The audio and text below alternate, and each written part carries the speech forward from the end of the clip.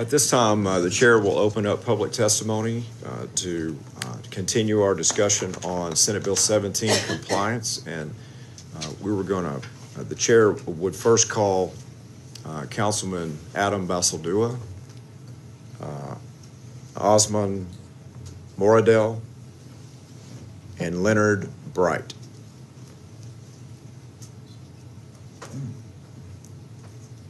And we'll give them a second to respond, because with our overflow room, there's some steps involved with getting over here and not knowing exactly where you are in the sequence. So, Councilman, come forward. Yes, sir. You state your names. Leonard Bright. Leonard Bright. Yes. Have a seat. We've also called Councilman Adam Basildua and Osmond Moradel. Let's add Amanda McLaughlin to that list. Oh, okay. And so now that we're in public testimony, members will have witnesses coming forward as we call them. Some are making their way to the witness table now.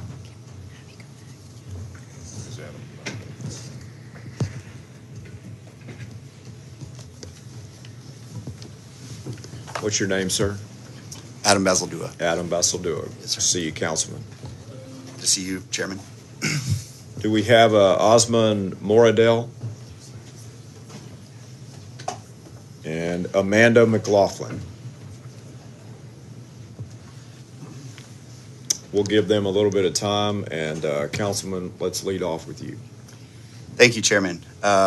Good afternoon, Chairman. Note said morning. And members of the committee.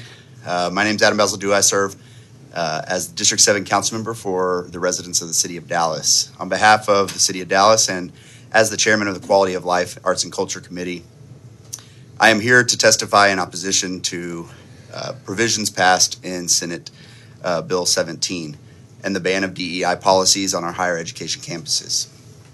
Not unlike many communities across this state, Dallas has a very diverse culture. We also have a large Tier 1 university, the Great University of North Texas at Dallas, that prepares students to enter the local workforce and will, in the not too distant future, house a brand new regional law enforcement training center. I want to focus on both the workforce impact and the law enforcement impact that this ban affects. 2021 report by the United Way forecasted a combined economic boost of $115 billion per year across Collin and Dallas counties if economic disparities are eliminated. Colleges and universities bridge the gap between academic preparation and workforce readiness. At the city, we understand the importance of a diverse and well-rounded community that is equipped with knowledge, skills, and lived experiences. Legislation like SB 17 and banning of DEI policies on higher education institutes will create a climate that is hostile and unwelcoming. It is detrimental to our economic growth and does a disservice to our law enforcement officers who will train on the UNT Dallas campus. Rather, we must build an environment where all students can thrive during their tenure on campus. Our communities will be better for it. Happy to answer any questions. Okay, members, any questions? Councilman, thank you. Thank you. Appreciate your time. Thank you.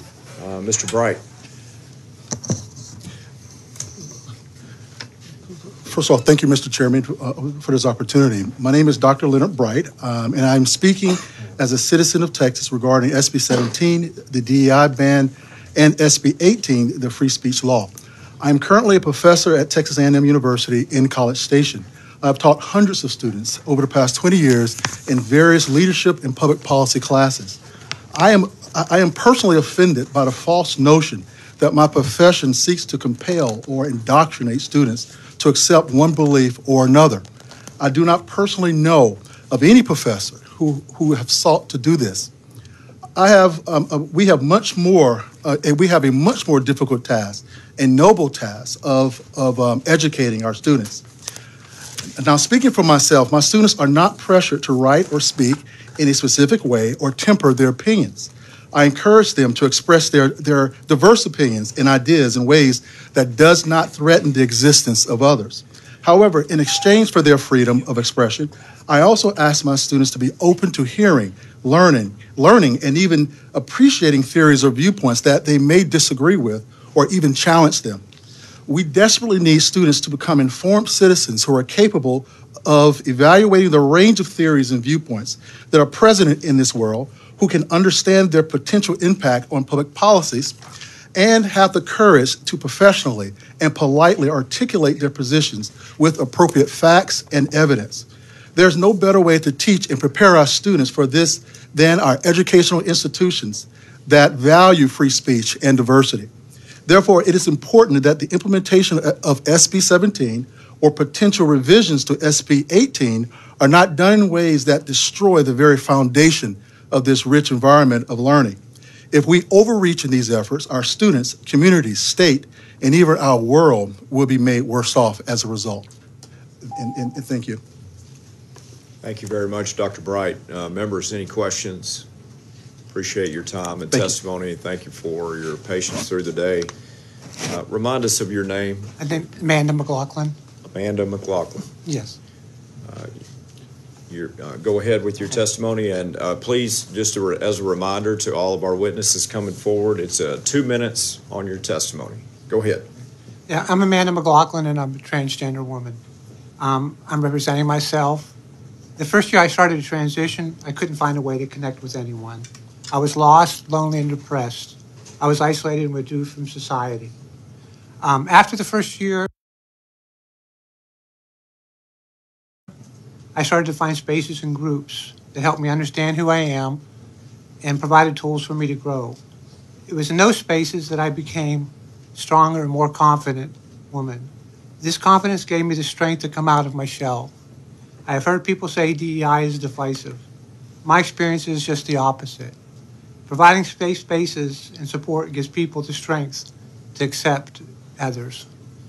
Section 51.3525, Section C, SB 17, acknowledges that work in supporting the first-generation college students, low-income students, and underserved student populations should be highlighted for purposes of grant and accreditation.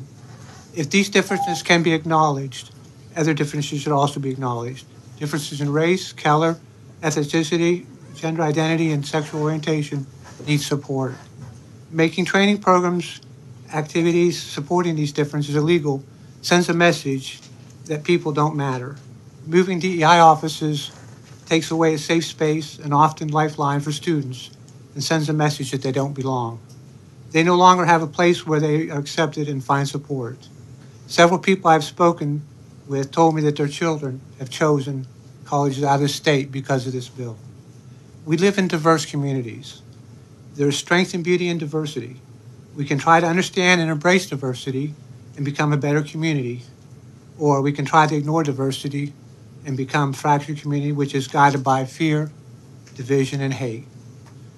Thank you for taking the time to listen. Appreciate your time and appreciate you staying on time with your testimony. Members, any questions? Thank you. All right, thank you. Chair calls Sophia De Loreto Chuddy and Edwin Escamilla, Hannah Barakat, Sharon Wiggins.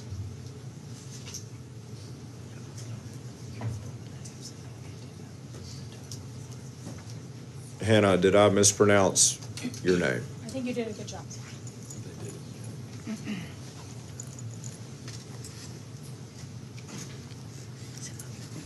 De Loreto Chuddy, Escamilla, Barakat, Wiggins.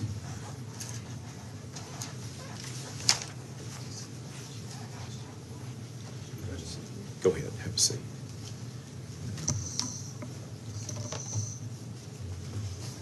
Please state your name. Please, yes, and who you represent, if anyone other than yourself. I'm Sharon Wiggins, a retired Lutheran pastor and proud UT alumni, testifying to freedom of speech on behalf of myself and future generations. It was with a certain amount of pride that I realized my grandson was the fourth-generation alumni of UT. Things change over the years. The subject matter of physics and genetics classes is light years beyond my undergraduate days. The terminology and concepts used in the social sciences have also changed, but the underlying human nature being studied has not changed. My grandson was as appalled by the excessive show of force against a student demonstration as I was. A quote from Martin Luther King sums up my thoughts. The ultimate weakness of violence is that it is a descending spiral, begetting the very thing it seeks to destroy. Instead of diminishing evil, it multiplies it. In fact, violence merely increases hate. Returning violence for violence multiplies violence, adding deeper darkness to a night already devoid of stars. Darkness cannot drive out darkness. Only light can do that. Hate cannot drive out hate. Only love can do that. The current war on Gaza is a prime example of the truth in this quote. Please remember the truth of Dr. King's words as you consider policies regarding the use of police to disperse student gatherings. Do not point guns in the faces of those learning to be leaders our country needs, to be the home of the free our forefathers dreamt of, and my father fought in 2 wars to preserve. There has to be a better way. Please work to find it. Thank you for your consideration. Thank you for your testimony very much. Members, any questions? Thank you. Go ahead. Hello, everyone. It's an honor to be here. My name is Edwin Escamilla. I'm the president of student government at Austin Community College. On April 24, I read about a large student gathering happening at UT, with its goal being to urge that its university divest its support from the destruction that the Israeli government produces. So I tagged along with a fellow UT student to witness my community uniting, and I arrived early enough to witness UTPD, APD, and EPS arrest dozens of students exercising their First Amendment rights. And I must emphasize that I have witnessed many protests in Austin since 2020, but I had never seen the level of abuse that I saw occur at UT on April 24. Police would warn us to back off, and we would, but perhaps not fast enough for them, so they would arrest us. Other times, they would outright grab and arrest students and justify it by claiming we're trespassing. Yet only a few days later, all of the charges for the rest of UT students on April 24 were dropped. As a representative of students in my community college who look to transfer into UT, I'll say with great confidence that no matter what side of the issue students were in, there were great concerns about the future of education in Texas and in the UT system, because pro-Palestinian students are not anti-Semitic. As a matter of fact, we know that the future can only be bright if we unite with working-class Israelis, those protesting against the actions of their own government back at home. And we're not sponsoring terrorism or Hamas. We're actually protesting the murders of more than 30,000 Palestinians. As a president of student government at ACC, I've spoken to the many refugees that attend our college who have personally experienced the repression caused by U.S. aid. And my conclusion is that students from all spectrums, left and right, are tired that our hardworking taxes are funding war and not our community, the main factor that pushed students on April 24 to peacefully organize. Now, I'll say, if the silencing of students continues, it won't just be the left organizing, but the right too, because the people will realize that our undemocratic conditions are too severe.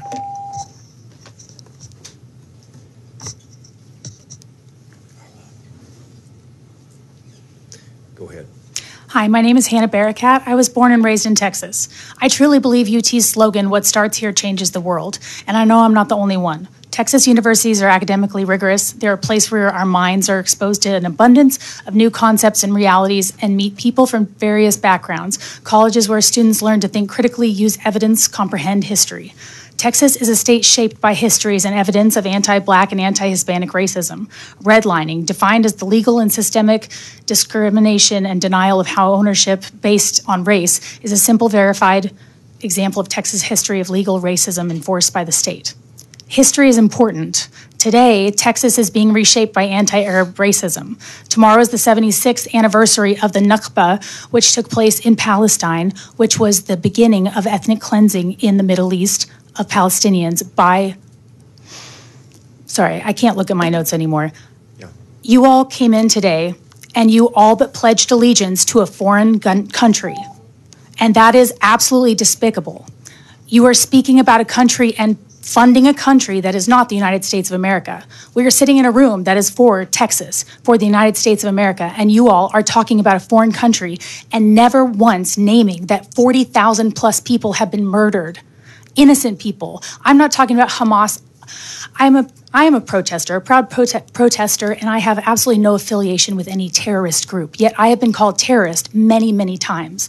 And it's outrageous, and I feel personally ashamed of being a Texan whenever I hear people speak like that to other people, because I'm not just a Texan. I'm Lebanese, I'm Palestinian, I'm an American citizen. I cannot believe we're in this room avoiding and ignoring the thing that is the reason why everybody is out on campus talking about what is happening. It's a genocide. People in Palestine are not being even spoken about. You guys talked about 1,200 Israelis, which it is terrible, absolutely terrible that they have died. Nobody's saying otherwise. Thank you. Members, any questions? I appreciate your testimony. I was arrested on the 29th. You guys can ask me questions. I'm very happy to answer.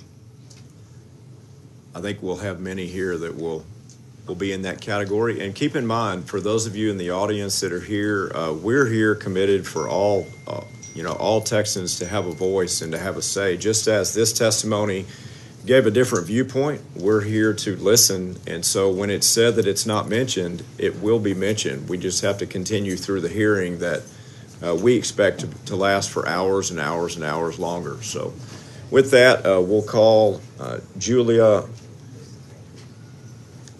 Heilrein, Dr. Gore, Aman Odeh,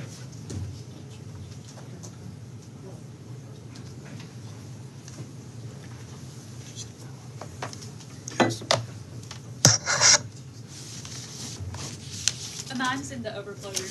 she's coming. Okay. Sorry. Please state your name. Julia Howard. Julia.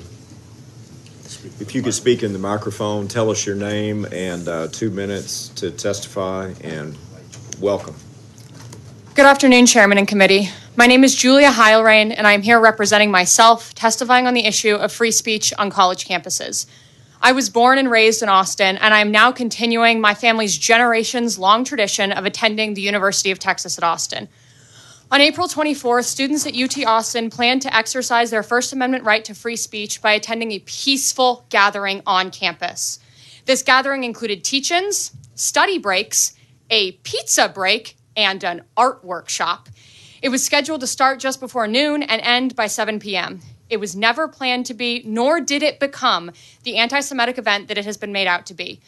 And there was never a building barricaded at UT Austin like a member of the first panel indicated. Simply didn't happen.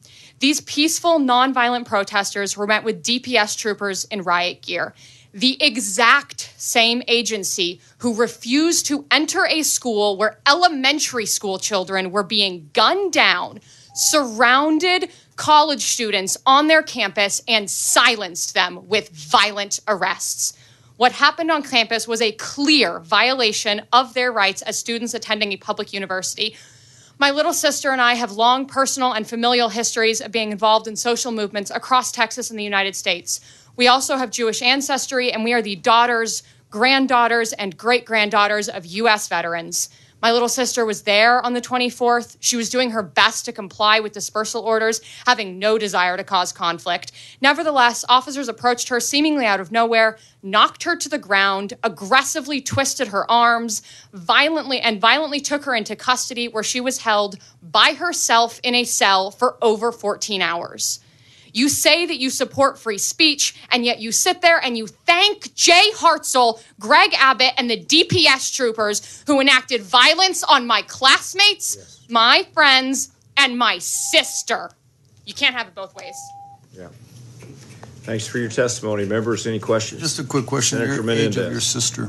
My sister's 19, and she's on the list to testify later. Okay, thank you. Members, any questions? Okay. Dr. Gore.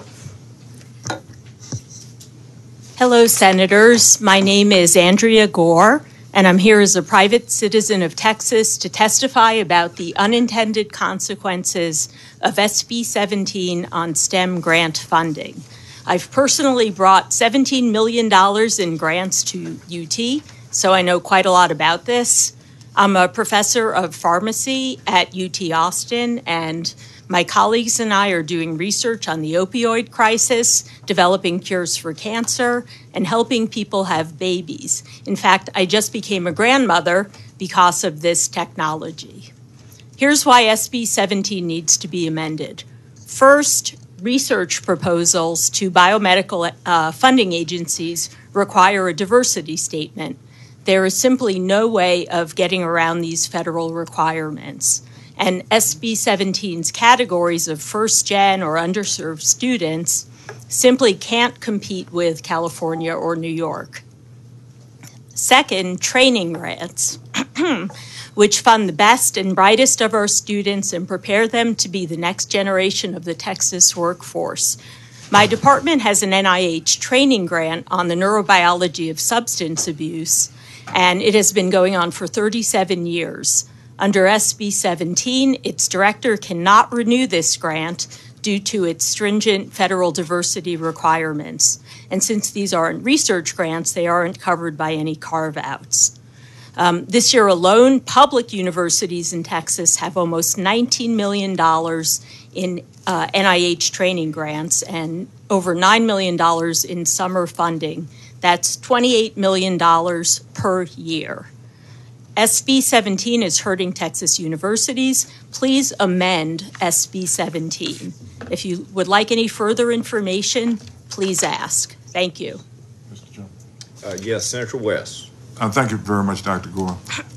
We would like further information on it as it relates to the agencies and their requirements and how the federal DEA requirements that Texas is not complying with impacts the specific grants and grants overall in the state of Texas. Right. I'll give you two examples. One is the research grants, both NIH and NSF, which Do you have persons in those agencies that we can talk to about this to see exactly how it impacts? I could probably put you in touch with some people in these agencies. I don't have them right. I don't have their numbers right with me. I'd like for you to visit with my staff and provide us that information. Okay. And the other thing that is important to know is these training grants. So these are what train future people who are going to be in biomedical research, engineering, et cetera. It's the future Texas high-tech workforce. These training grants are extremely specific about the diversity requirements. So I have what the wording is from NIH, and they say the following racial and ethnic groups have been shown to be underrepresented. So they don't just go with underrepresented. They have to fall into these categories for biomedical research. And that's the very reason why I want to, because we got a bunch of witnesses. Okay. So please give. But you get it. Blacks, Hispanics. I want to make certain that we have a person or persons that we can contact to see whether or not Texas is in compliance. Okay. Thank you. Thank you very much. Thank you, Mr. Chairman. Go ahead. All right. Hello. My name is Dr. Aman O'Day, and I'm a pediatrician. I've been in Austin for about 15 years now, and I'm here to speak to you about the very important topic of free speech. I understand why these students have spoken up. I was in Gaza just a few weeks ago. And what I witnessed was a harrowing reality.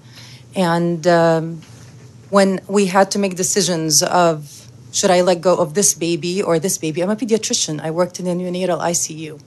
And when we had to make these decisions because there's blockade, not letting any supplies in, you feel a little disheartened by what is happening here in the U.S.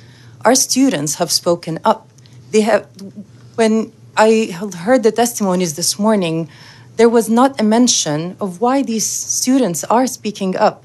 What I witnessed is there was a day where I was talking to a nurse about how she lost her 1-year-old to a blast explosion. She did not get to say goodbye. So when these students hear and see these things, and you can see in your files some of the cases that I have provided for you that I've taken care of, many of which have passed away and died. So I would encourage you to just ask yourself, why are these students standing up for justice. Our colleges and campuses traditionally are hubs of intellectual exchange, now facing growing censorship threats. I understand that we might not agree on a lot of political issues, but one thing we can agree on is the fact that we are a nation of free speech. By ensuring that our institutions of higher learning remain spaces of open dialogue, critical thinking, and intellectual diversity, we uphold the very essence of democracy. Let us stand together in defense of free speech and ensure that future generations inherit a society where their voices are heard. Thank you for your testimony. Members, Senator Menendez. Thank you, Mr. Chairman. Doctor, thank you for coming forward. You said you were in Gaza. You were there treating patients. You were there helping. Yes, I was a volunteer on a medical mission from March 20th until April 1st. And you mentioned the blockade. So the blockade is keeping the medications and the medicine from coming through? If you see the situation of the healthcare system in Gaza, you would know exactly what I'm talking about. The problem is that we don't have, per our information here, we don't have independent reporters over there, but every doctor who has come out of Gaza tells you that the healthcare system has absolutely collapsed. We have, the only thing that we were able to get are a few of the medications in our suitcases in little vans that we were able to get across the border in Rafah. Otherwise, there is nothing. There are miles and miles of trucks sitting outside the border, not able to enter. No supplies are getting to the hospitals. We're putting Band-Aids on dying children. And so obviously you're here just to support the students who wanted to protest the loss of life. And for many of us, the loss of life is terrible, regardless if it's innocent civilian Jewish people or Palestinian Absolutely. people. So thank you for coming. Thank you. Thank you, members. Any other questions?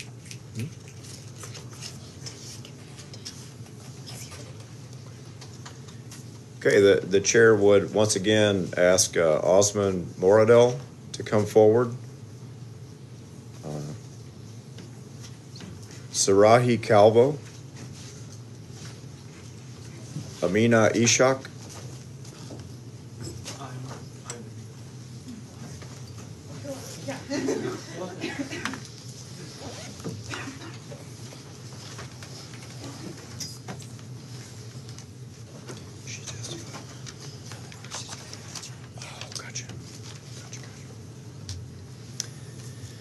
Go ahead. Hello, Senators. My name is Amina Ishaq. I'm a licensed clinical social worker and psychotherapist with a 20-year background in mental health and social justice advocacy. I was born in Tallahassee, Florida, and was a senior in high school when 9/11 occurred, which impacted the trajectory of my Muslim American identity. The blatant subsequent attacks on Muslim Americans, Arabs, and brown people who had nothing to do with the attacks pushed many of us to live in fear and stifled our constitutional freedom of speech in order to fit into the model minority box.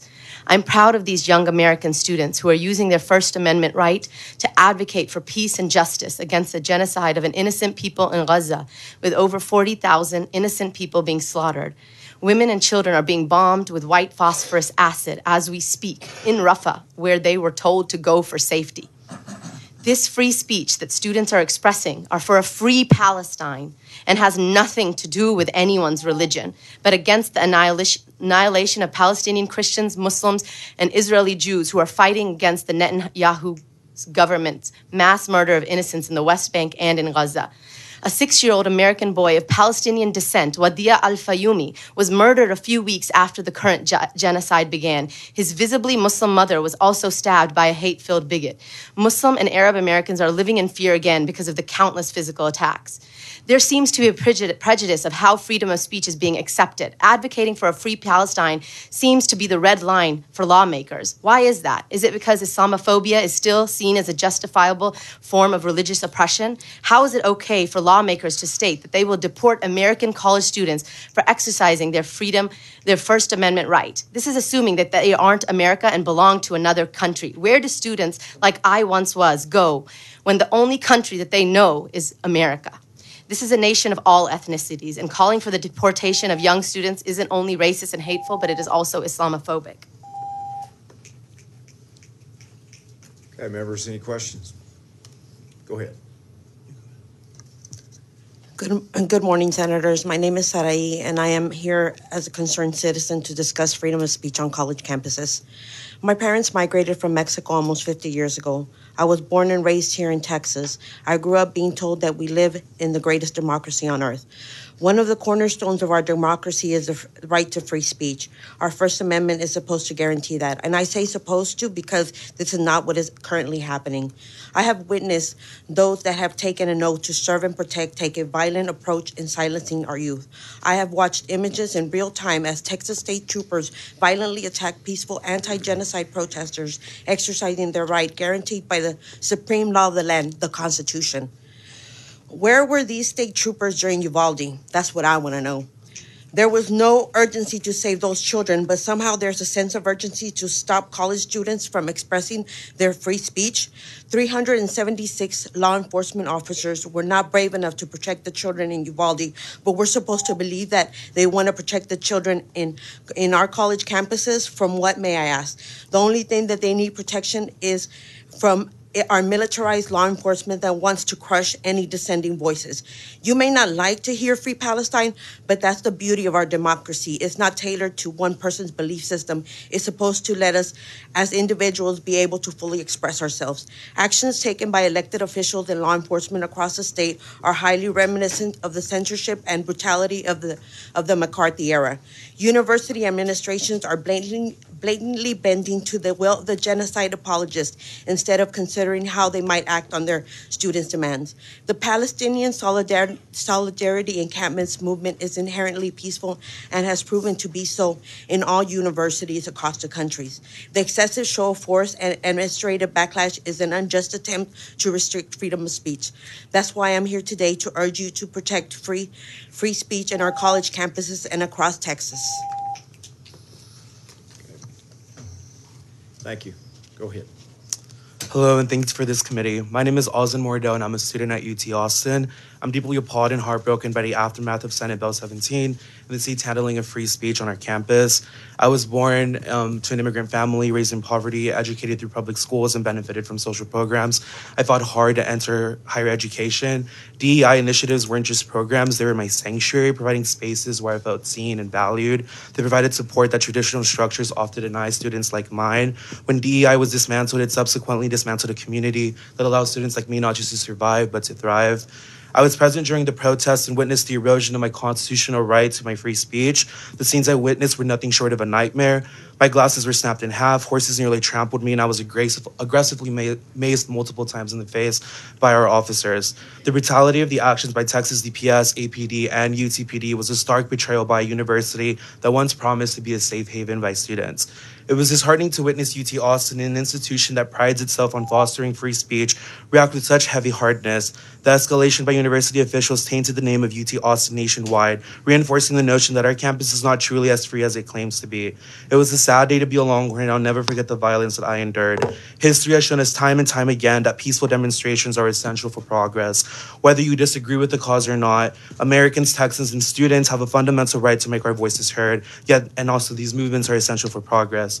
This is different from how you treat your students. You do not militarize a campus, threaten and intimidate us into silence. We deserve better. I implore this committee to disband Senate Bill 17 and to unequivocally support all forms of free speech on campus, whether it be from Democrats or Republicans or from pro-Israel or pro-Palestine advocates. Our democracy thrives on a diverse set of perspectives, and we all deserve the humane treatment and kindness that we expect for ourselves. Thank you. Thank you. Members, any questions? Appreciate your testimony. At this time, the chair will call Riss Wilkinson, Lisa Fosenbaker, Michael Mashoon, Chris Abad.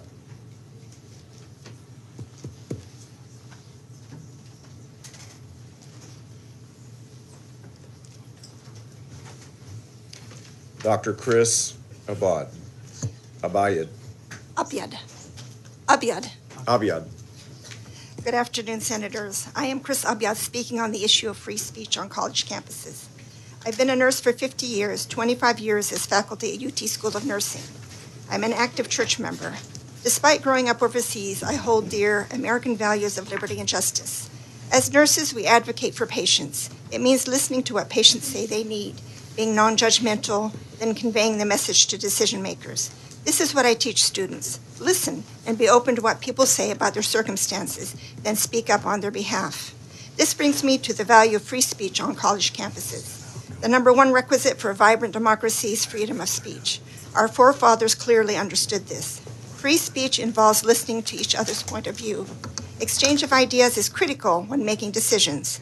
Free speech is not one view dominating discussion or decision-making. A healthy democracy tolerates differences without needing to threaten, shut down, vilify, fearmonger, impose restrictions, or employ force against one party or the other. So why are we afraid to listen to university students' points of view? As educators, we are to equip students with critical thinking, exposing students to many points of view and weighing and considering the issues. How can a person make a decision if they know nothing about a topic or presume that their point of view is the only correct one? I asked my 30-something highly educated, articulate son to speak to you today. He said no.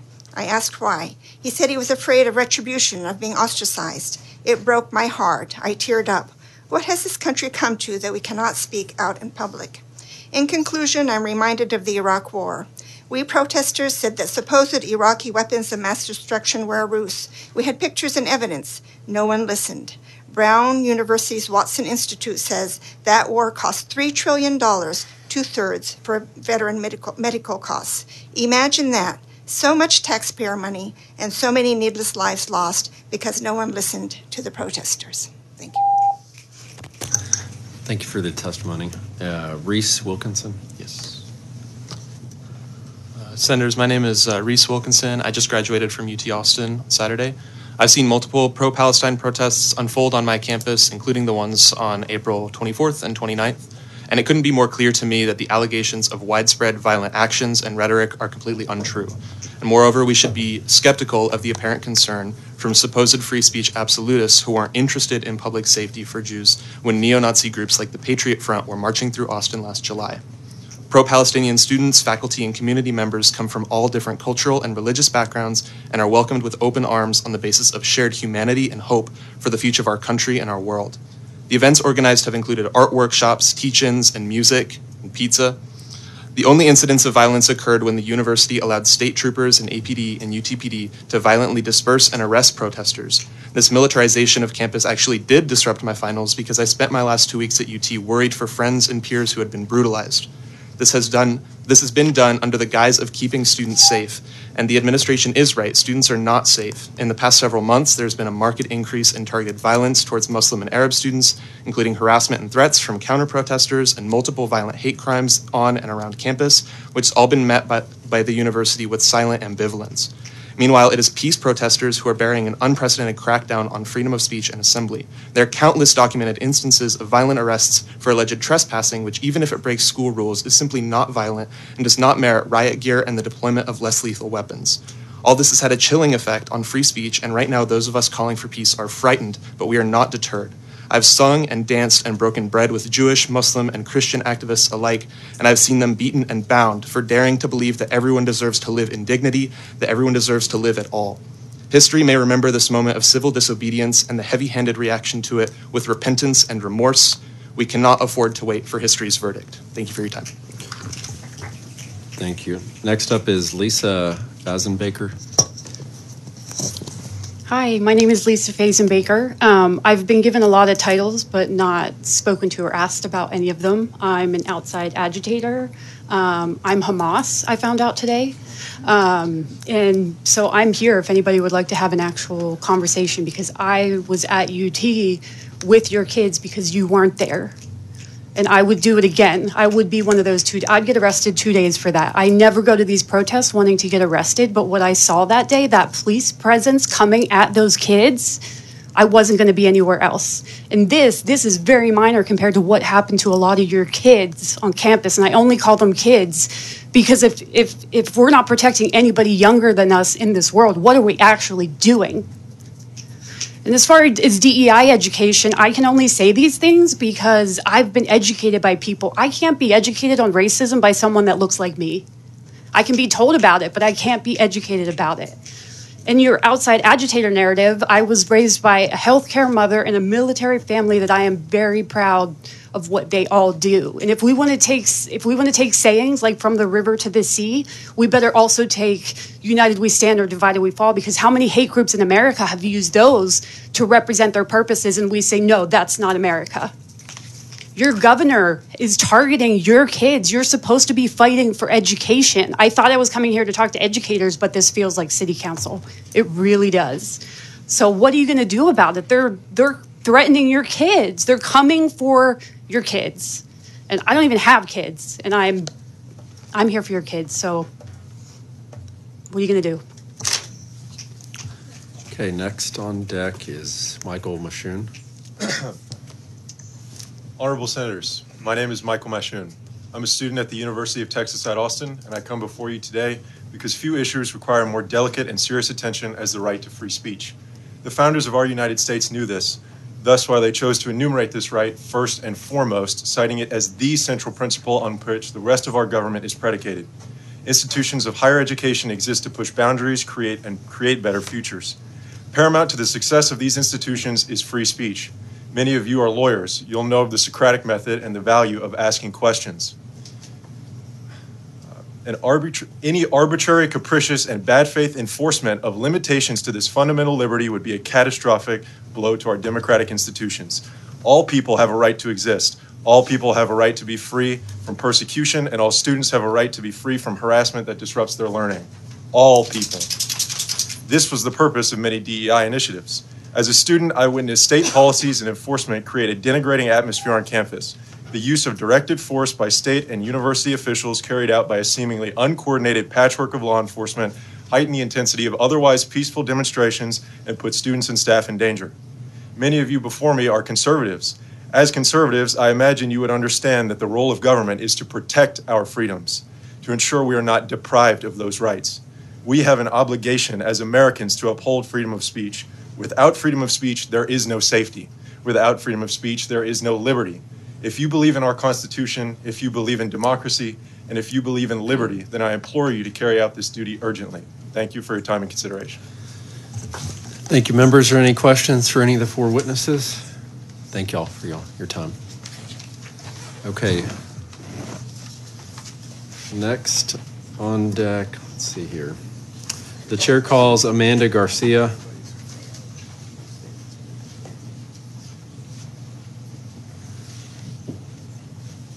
Chair calls William Ramirez. Amanda Garcia or William Ramirez?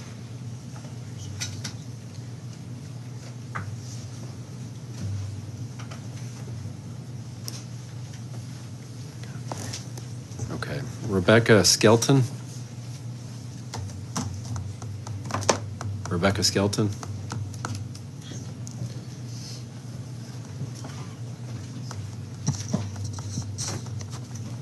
Antonio Ingram.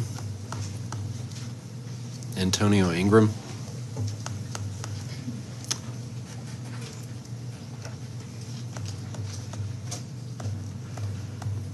And then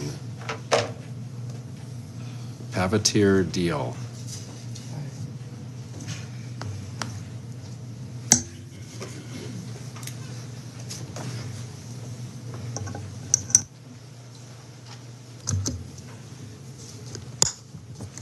Go ahead, we'll start with you. All right, my name is Amanda Garcia, and I graduated from UT Austin this weekend. I also helped write a letter that had over 500 signatures from students, faculty, and staff and community organizations, a letter directed towards Senator Creighton, following up on what you said during the 2023 legislative session, that you would go to universities across Texas to speak about your bill. And you are here calling upon university leaders to prove that they are complying. But what have you done to uphold your end of the deal? What communication have you had with campus communities who are affected? Have you faced the 142 staff, faculty, and admin who are now without jobs across UT Austin and UT Dallas because of you? Have you faced the hundreds of students who were on work study, students who worked under these centers who are now without jobs because of you? Students, sorry. Take your time. Do you even know the type of programming that your bill has made impossible to host? Are you going to sit there with confidence and tell me that a welcome weekend for incoming Black students is bad? That an organization fair for Hispanic students is bad? I have spent my senior year of college struggling to find my place on campus, again, after your bill stripped necessary resources from students like myself. Instead of enjoying my last year of college, participating in campus traditions, and focusing on my classes, I spent time trying to figure out how to support the programs that supported me, that made it possible for me to graduate this weekend. Do I not also deserve the same college experience as my peers who did not lose resources? Do students like me who are first generation, low income, and marginalized on campus not also deserve to enjoy their time at UT? Because I can tell you now, your bill has not only stripped us and generations of students who will come after us necessary centers and resources that will help students like me make it to that commencement stage. It's also deprived us the opportunity to be proud of ourselves, to be proud of being Longhorns, and in my case, to be proud of being a Texas Ex. We appreciate your testimony. Go ahead. Hello, Senators. My name is William Ramirez. I'm representing myself, and I'm against SB 17 and how it's been implemented at the University of Texas at Austin. I had the ability to serve as the student body vice president at the University of Texas at Austin last year, so I was privy to seeing how multiple pieces of our university that made it great were being erased or restructured. Now, what I think is important to focus on is the God-given right to serve all students. However, when our university is being bullied by legislative powers, it makes it difficult for our higher education institutions to serve the core purpose of transforming lives for the benefit of society. As of January 1st, many administrators, including the president's office, believed UT Austin was in compliance. However, after you, Senator Creighton, released a letter calling for an interim session asking for the progress in compliance, it sent a message that you believe that what our universities have done was not enough. This has caused my beloved university to remove non-DEI resources that served all students. This includes the Women's Community Center, the Division for Campus and Community Engagement, and staff members who supported all students. I want you all to reflect on April 2nd, the day our university further overcomplied with SB 17, what many people at our university remember as Bloody Tuesday, the day the DCCE closed, and around 100 staff members were fired. The day I walked around the former MEC office and saw my student body crying, consoling each other about what further we have lost. The loss in student morale on our campus is on you, Senator Creighton. The anger you are receiving is on you, Senator Creighton. So I'm asking all on this committee to reflect on and reconsider SB 17 and how it's been implemented. Lastly, I would like you, Senator Creighton, to answer the letter that over 500 students have signed on. Thank you. Appreciate it. Go ahead, you're next.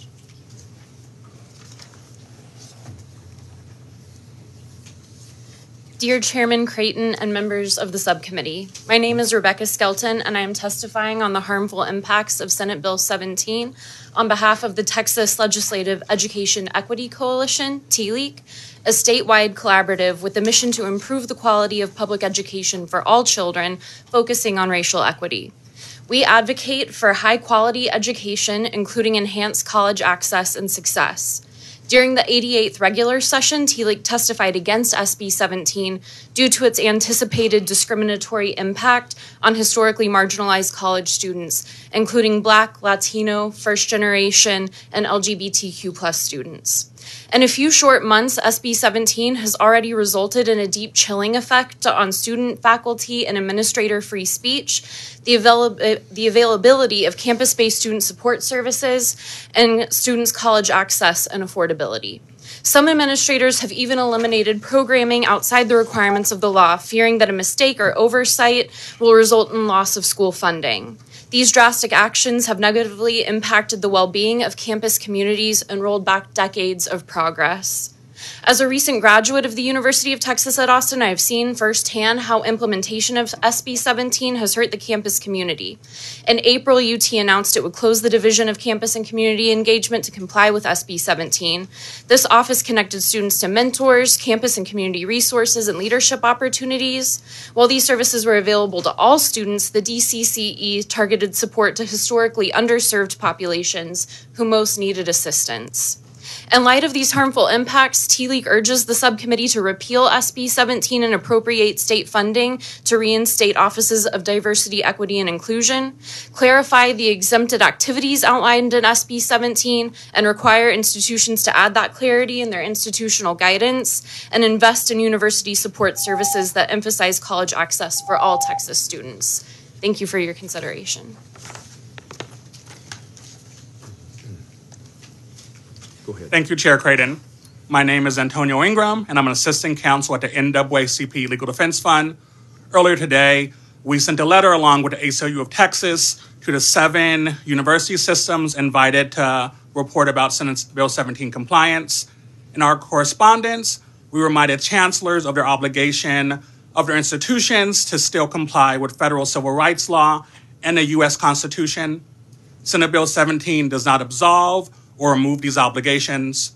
Title VI, Title IX, and the First Amendment still govern public institutions in Texas. Under Title VI, a public university may incur liability if it intentionally discriminates against a person on the basis of their race, or if it creates or is responsible for a racially hostile environment. Under Title IX, a public university may incur liability if it engages in discrimination on the basis of sex, including sexual orientation and gender identity. Finally, a public university must ensure the protection of free speech and free expression on campus around all topics, including relating to the experiences of historically marginalized communities. We're here to testify today to remind the subcommittee and university leadership that they should keep these federal obligations in mind when determining not only the scope of Senate Bill 17, but the way in which this bill is being implemented in a way that can cause liability on the basis of the treatment of marginalized communities of color and the queer community. Thank you. Senator West. Thank you, Mr. Chairman. Antonio, as it relates to what you just said, the governor has basically told universities not to implement Title IX. What position does that put the state of Texas in? As recipients of federal funding, all public institutions in Texas have to comply with federal law. And so that includes Title IX and Title VI and the U.S. Constitution. Okay, so that puts the state in a position of not being able to get federal funds if a complaint is filed? If a school refuses to comply with the Civil Rights Act of 1964, that would endanger their ability to get federal funding. As a condition of receiving federal funding, you must comply with the anti-discrimination provisions of our federal system. Okay, and just one other question. Your name again is Rebecca?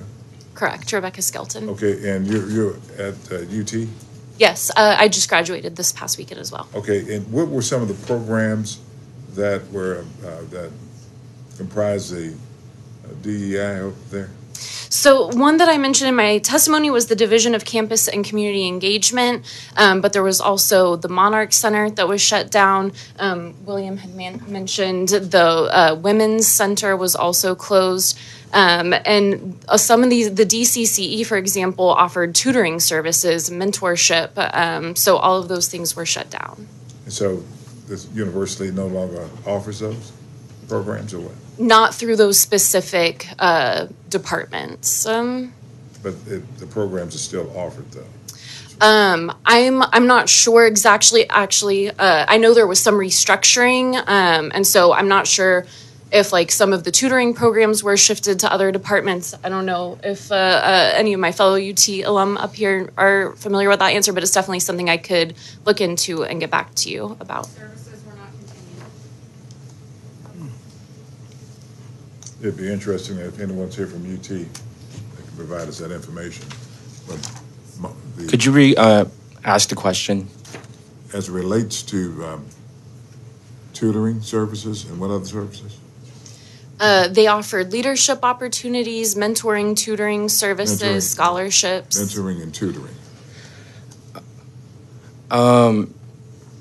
I would have to look again at the restructuring of what President Hartzell sent, but I know for a fact that, for example, the Monarch program does not exist anymore, so whatever services they provided don't.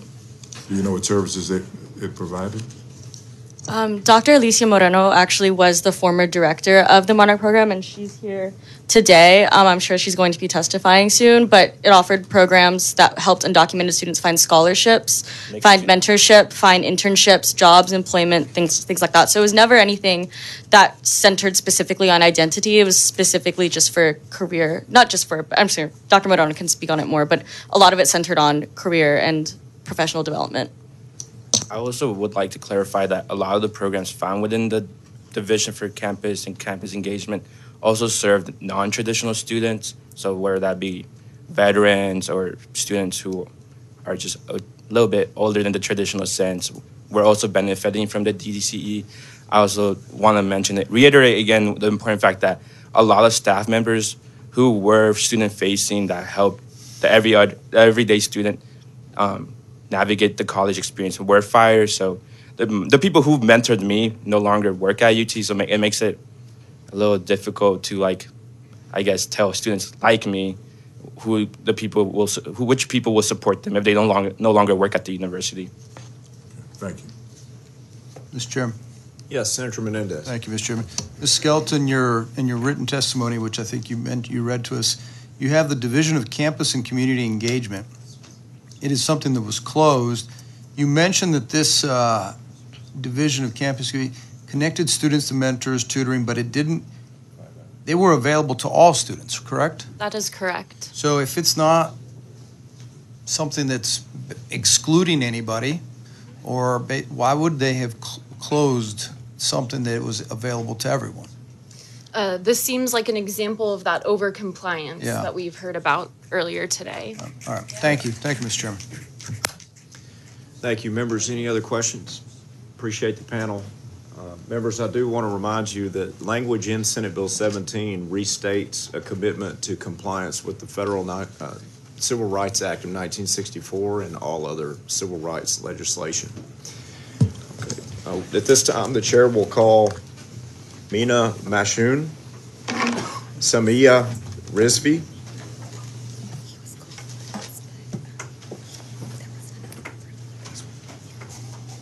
Pavatir Dial,